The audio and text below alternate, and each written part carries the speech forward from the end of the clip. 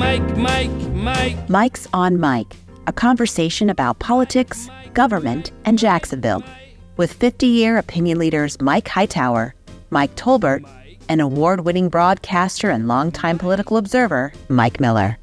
Welcome to another episode of Mike's on Mike as we slog through the scorching days of August. I'm Mike Miller, here in studio with Mike Hightower. Mike Tolbert is back at his farm, and we've got a very special guest today. As a matter of fact, Times Union great columnist Mark Woods is with us today. This is your third time with us now. You're right. It's like Saturday Night Live. What do I win? You're gonna get a sport coat if you come on for 12 more times. Yeah. Mark recently wrote what we thought was an incredibly insightful and a witty column about these new signs that you're going to be seeing as you enter the state of Florida and you leave the state of Florida, welcoming visitors.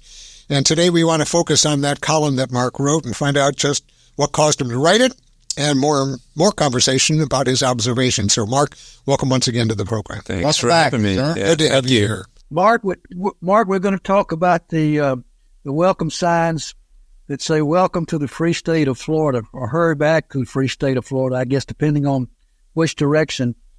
You know, I'm curious about something before we get to that.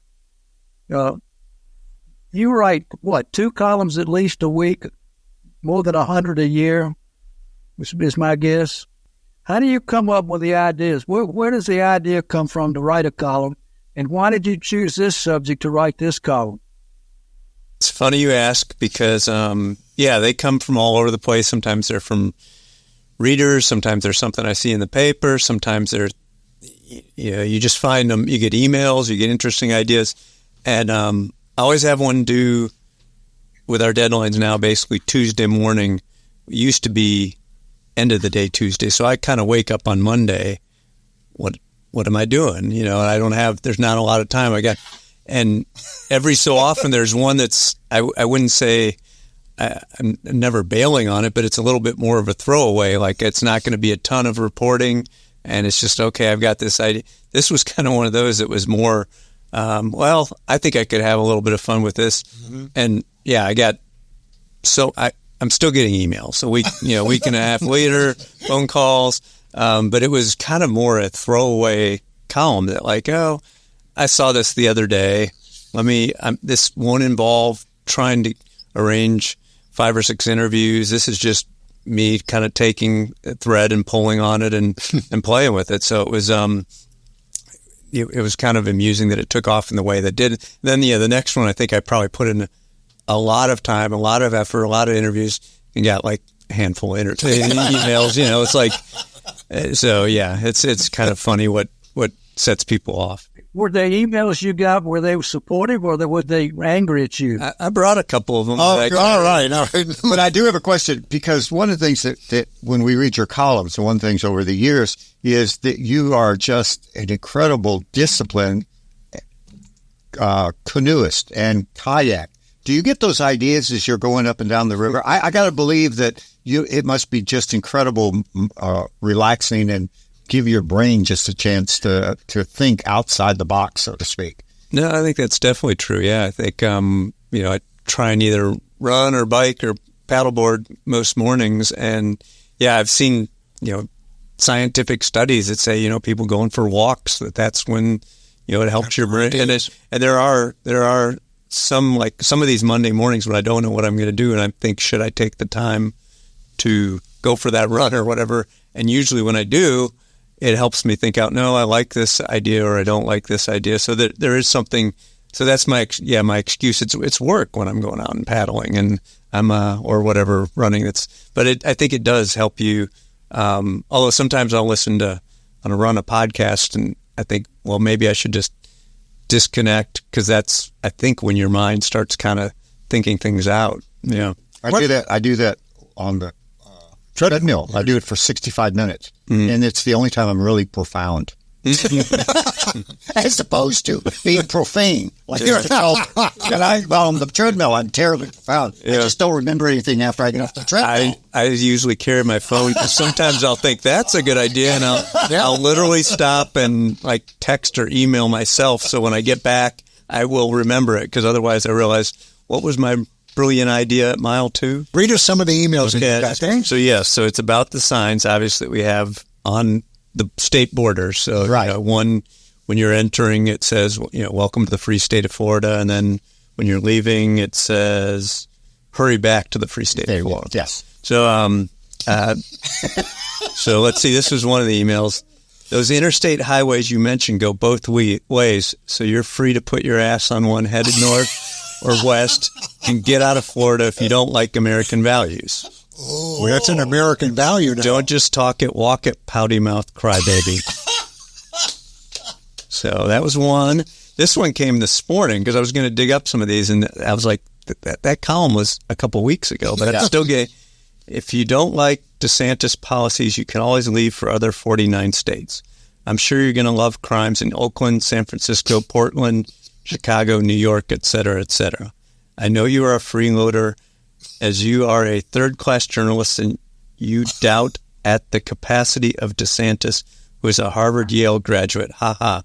Pathetic of you. You are an embarrassment. Just resign and leave the state. Wait a minute, did that come from Mike Brown? Yeah, it's Hightower wrote that.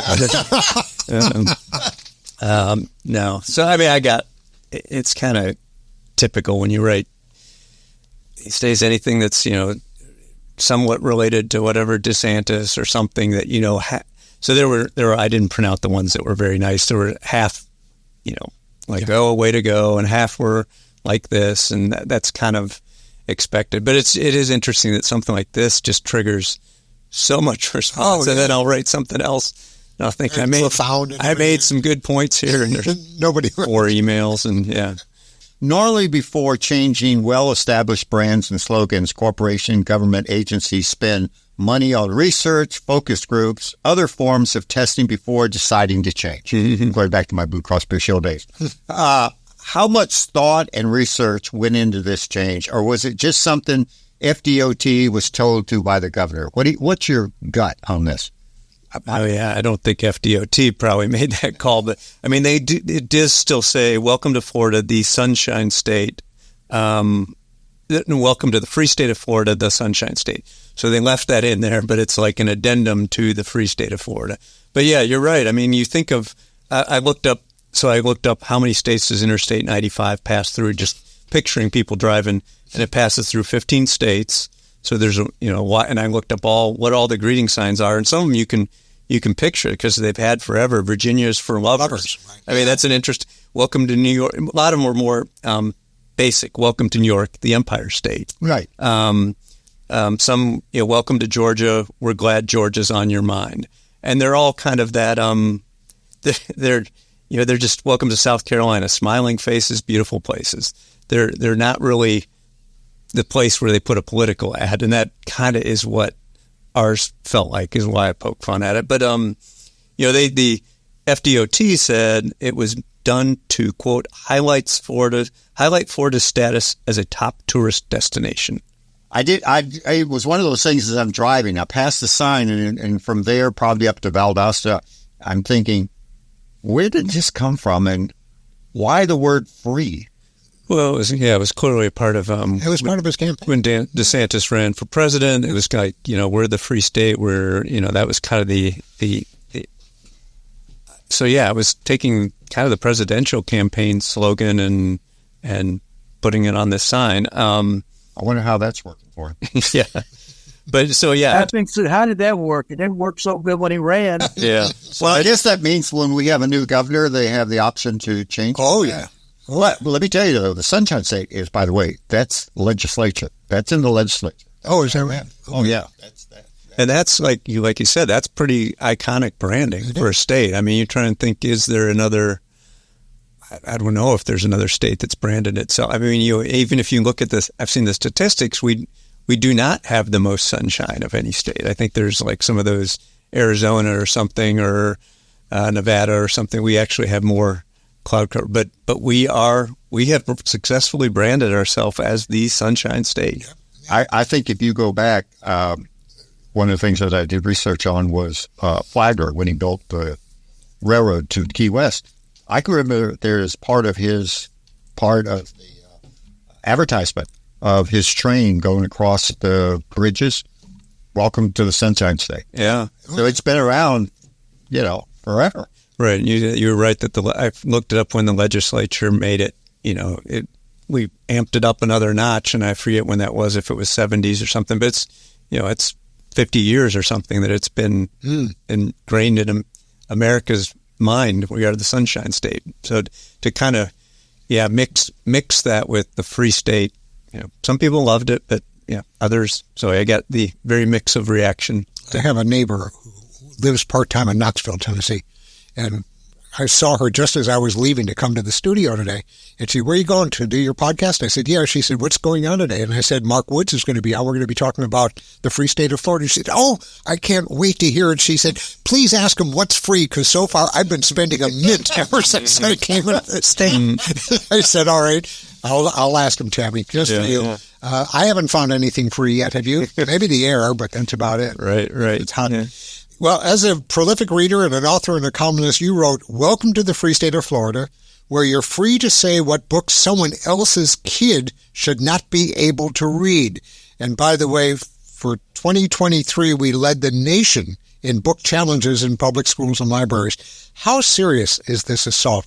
Somebody an author put it really well, said, I think it's one thing to say, I don't want my child to read this book or that book. It's another to say, your child and your child and your child cannot read that book. And that doesn't feel like freedom to me. The thing that, and I don't understand how you're going to be able to implement this thing anyhow. In fact, if I can divert just for a moment, Florida State University system is sending requests to schools across the state to flag any course that might contain what it calls anti-Semitic or anti-Israel bias.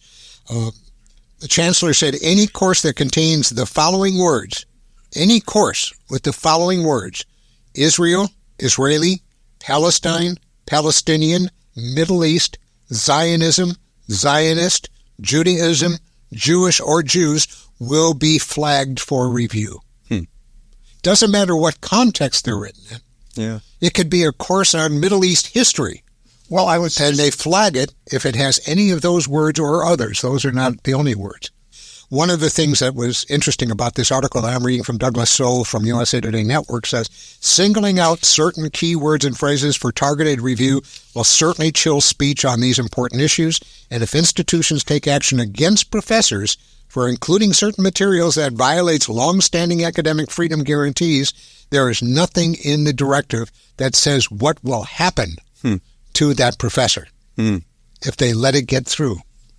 Without flagging. I think that quote came from FIRE, which is an organization, it's an interesting organization because it would be probably portrayed as conservative, but it picks battles that sometimes are against, some of our conservative leaders. Sure. So and we've seen that happen recently in the last few years with some of the battles over books in schools and things like this. And, their mission is we're fighting for free speech. And so it comes back to the free state of Florida. Yeah, Mark, I want to get back to your column. I'm one of those people who's very concerned about the attack that the legislature and the governor have been exercising on local governments, diminishing local control to make decisions in their voters, citizens' best interest.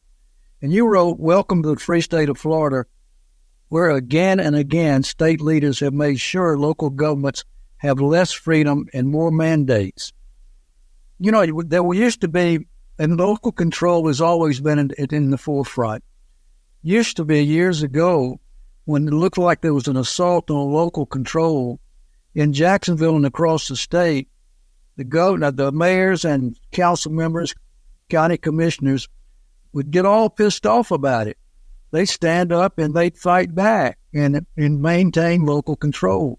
But it seems like now, especially in Jacksonville, instead of getting pissed off and fighting back about it, we've got council members and not this mayor, but council members who are asleep at the wheel or nodding in agreement with taking away local control. Where is this all going to be? Where is this headed? How do we stop this? That's a good point. I mean, you hear people that talk about small government and get big government out of my way and all that, and yet this seems like a prime example of that we're letting Tallahassee dictate again and again on lots of different issues. You know, the one that from a few years ago that I often think of was the cruise ships down in Key West, that they had this vote. They didn't want the giant cruise ships coming in there this was across the political spectrum. You had the charter captains said, you know, it's going to harm our livelihood. Sure. You had, but it overwhelmingly felt like this is bad for our area. It's okay, some smaller ships, but not the big ones. So they overwhelmingly voted to keep that small, keep that.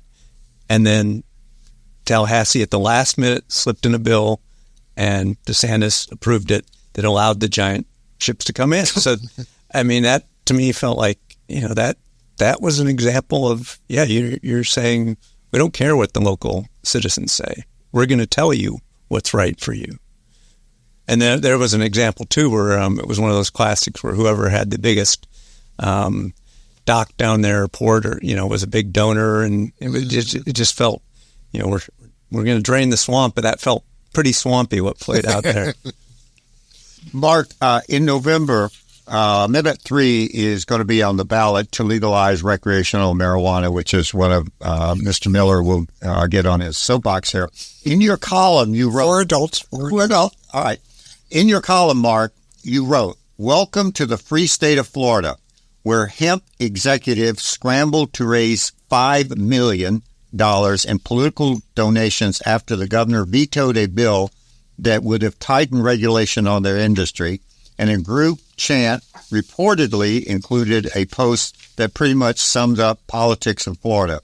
"We know nothing in life is free, neither was his veto." What was that all about? I think that I wish I could. I think it was an Orlando Sentinel story that broke it, yeah. and maybe Fort Lauderdale also. But yeah, they had a very detailed explaining. You know, I summed that up in a paragraph, basically because I wanted to get in that quote. "We know nothing in life is free, and neither was his veto." I mean, I'm writing about freedom, but yeah. So somehow somebody got this chat between all these executives and advocates that quote was in there. But it illustrated, yeah, that we got to rally a bunch of pretty $5 million because that's the price tag for this veto. That's what they were basically saying. And so yeah, I felt like that was just kind of a ironic freedom in the free state of Florida. Well, on a serious note, though, and you've written about it, Nate has written about it, we've talked about it, we're laughing about this, but then the reality is why people have become so cynical about, one, their government, and number two, one of the things that Mike Tolbert has talked on the show about, why it's becoming hard as hell to find people who want to go into public office because they don't want to be associated. They don't want to, they don't want to do that. And so they, whether it's intended or the unintended consequences, is having this negative implication all the way down the road because of stuff like this. It's pay to play. I mean, let's call it what it is. I mean, it's pay to play. And when you do that, people are going to go, anybody that's got any sense of decency or moral compass says, I got better things to do than get involved with this. Where is this going to go, Mark, from your perspective? I mean, yeah, there's obviously a long history of this, but yeah, we have so much dark money in the state. We have and it doesn't go anywhere good. And yeah, it's, and I don't know how you change it other than, shining sunshine on it in the free state of Florida, but yeah, it's troubling what money is again and again and again. I guess that's age old, but it feels even more so now. And like I said, this idea of some of the people that say they're going to drain the swamp have been as swampy as anybody. Mark, you just said something that interested me. You said we need to drain the sunshine on it.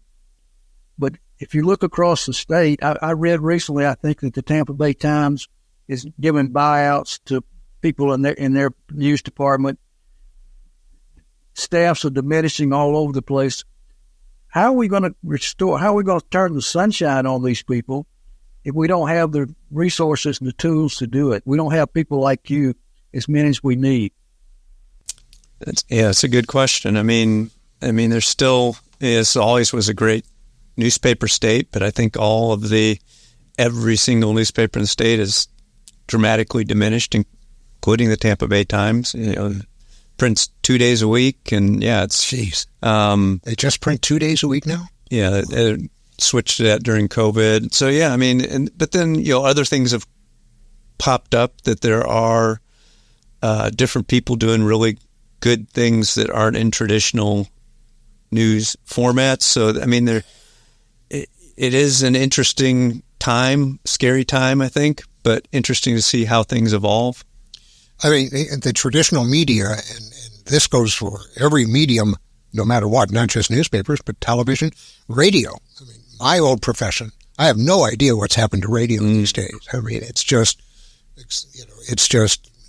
a mere shadow of its former self. This is the saying used to go. But we're finding it in newspapers, and when you take a look at all of the polling that's been done and where are you getting your news, it's scary because the internet is coming up as number one. And unfortunately, it's not digital copies of your newspaper or others, but we're talking about going to the other platforms that are not part of traditional media. And I'm wondering how that's going to impact how news is going to be covered in the future. I mean, you're going to get a phone call from an influencer, let's say, that's doing a podcast, our present company excluded, and not take the call because you don't know who this jerk is. We don't know when his or her show is on. We don't know what it's going to sound like. I mean, you don't get the resources, so you don't get the answers. Yeah. No, I mean, it is a new era. I mean, my wife works in the tennis world, running tennis tournaments, and does a lot of credentialing.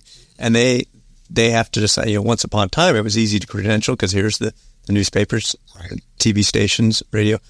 But now she has to, figure out, well, that this person is not from that world, but are they legitimate? And yes, they often are worthy of credentialing. But go back to what you were saying earlier about how it's changed for you. You've got to write something by a certain deadline because you can't write till the very last minute because you got to get it out because it's got to go someplace else to get printed before it comes back here. Yeah. Us, the Times Union, and every other newspaper also tries to, we have almost these two different entities. You still have the old-fashioned print product, but you try to have your website, and that's where you can have, hopefully, the up-to-the-minute kind of news. But it's kind of an interesting juggling act to try and make both work. And I'm grateful that I'm not the one trying to do that, although it does affect me with deadlines. In the time we have left, tell us about the Free State of Florida observation, this one. Welcome to the Free State of Florida, where the governor vetoed all cultural and museum grants for more than 600 programs around the state because of a few cities having fringe festivals. What is a fringe festival? I did not know either, but that was, when he made all those vetoes, people said it happened without an explanation, and then a few days later, the explanation was, that they had some of these cities money had gone to these, and that's the official title. So I looked up the Global Association of Fringe Festivals. Didn't know there was one, did you? I didn't know either. And so a quote, I found the description was interesting. Fringe is a grassroots festival with the freedom to celebrate and exchange. So it had the word freedom in it. And it apparently started something like 70 years ago in Scotland. So I said that might fly in Scotland, where the festivals originated about 80 years ago. But this is Florida, so we're not good with fringe. And I assume that with Jacksonville getting ready now to celebrate Pride Month, I believe, are they doing the Pride Parade? I believe is coming up. I think I saw something on the air about that. But I'm assuming that, of course, no state funds would be allowed to be used for any of that purpose. Yeah, I think that passed. That happened. I feel like it was a couple months ago. I think it did. But yeah, you're right. They're using state funds for I put in here the bridge lights that we had the Freedom Summer when you were free to light. Local governments, local cities can light their bridges however they saw fit, as long as it was red, white, and blue. Because basically you were told you couldn't. It couldn't be during, you couldn't say during those months we're going to have it in Jaguars colors, or even something that would not seem controversial. During those months, you had to have it in red, white, and blue. I brought up I think the first one I started with was you're entering the state, even though this is the birthplace of Skinnerd. Don't turn it up, because we have a state law against playing music too loud, which part of me doesn't mind because I don't like. But if it's the free state, like you're literally, you can be. I think ticketed is what it is for playing your music too loud in the free state of Florida. Yeah, this is an observation more than a question, Mark. But I would love your reaction. This slogan, the "Welcome to the Free State of Florida," I think it's an ironic and also a sarcastic description of the political environment that we're living in right now, especially in our own state. And I don't know how or when this era is going to pass, but I hope that it does. And I especially appreciate you being here today to talk about this with us. We always appreciate what you do. Well, thanks. Well, Thank you, Mark, very, very much. Yep. That's what I responded to people that, even the negative ones. I said, we're still free to disagree. And that's one of the things that. So far. Yeah. I mean, yeah. Well, it's, we can disagree, but a couple of those are a little bit disagreeable. I mean, right. Well, a couple of those, I was thinking maybe Tolbert wrote those. Yeah. And I mean, I did say to people, like, just because you say, if you don't like it here, why don't you leave? And I'd say, I do like it here. I've written hundreds, thousands probably of columns of things I do like about here. But if I complain about a few things that I'm supposed to leave, I said I would never tell you if you didn't like the president. And I'm assuming some of the folks might say you could pick either. If you didn't like Biden or you didn't like Trump, I wouldn't tell you should leave. I mean, that kind of reaction to, well, if you don't like the leadership, leave. I wouldn't tell somebody that. Yes. And I to pick up on that a little bit, I mean, for some of us, I mean, all three of us, but Tolbert and I, it's been the Sunshine State. I mean, why in the world, this out of nowhere, no explanation, all of a sudden it appears. And it's like, this is the way it's going to be. If you don't like it, like they said, then leave. Well, what was the big uproar from 22 million Floridians who said, I don't like Sunshine State, I want it to be the Free State? I mean, I don't remember that referendum. It's like coming up with a new Coke here. Yep. The Sunshine State was working pretty well. This is another example that all of a sudden, out of clear blue, I mean, if there was a reason or if there had been something, but all of a sudden, this is the way it's going to be, like it, or they say, if you don't like it, then leave. Well, that's baloney. That's not how we try to raise our family, how we raise our kids, our grandkids. That's not how civilization should work. It's not civility, in my way. And I think it just shows, candidly, arrogance and hubris. Yeah. Candidly. All right, guys, we got to wrap it up. That's my observation. And we appreciate it. Very insightful, by the way. Thank you, Mark, very much for always coming on when we ask you to. We appreciate it. And thank you for tuning in. Once again, we want to thank our friends at the Jacksonville History Center and Helen Bliss, our donors, for keeping the cameras rolling and the lights on. And we'll see you here again next week. Thanks for joining us, folks. We'll see you then. Mike's on Mike with Mike Tolbert, Mike Hightower, and Mike Miller can be found on your favorite podcasting platform, Facebook, and YouTube. Visit the website at mikesonmike.com. Join us next time for more conversation with Mike's on Mike. Mike.